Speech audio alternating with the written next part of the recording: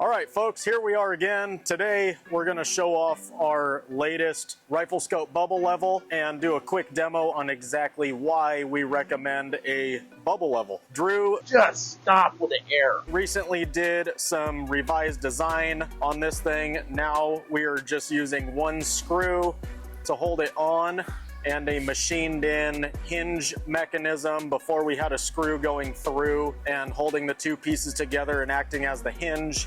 We increased the size of the bubble level itself. This will just make it a little bit easier to see, and overall dimensions are just a little bit thicker, so there's some increased strength. It only weighs 0.4 of an ounce, however, so still very lightweight.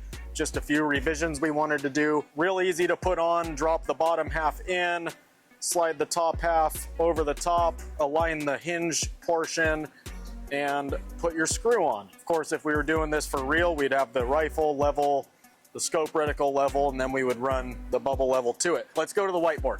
Scope field of view. We have our crosshair going through it. Now, you want this y-axis of your crosshair to be perfectly plumb. It's very hard to eyeball what plumb is when you're out in uneven terrain and stuff. If you're not perfectly plumb, when you dial out to distance, you're essentially shifting all these hash marks lower. Reticle moving lower makes your barrel come up to put it on target for a further shot. If you're not plumb, and this is gonna be slightly exaggerated, your crosshair is gonna be doing something like that instead. So now, instead, we're essentially aiming somewhere over here when we want to be somewhere over here.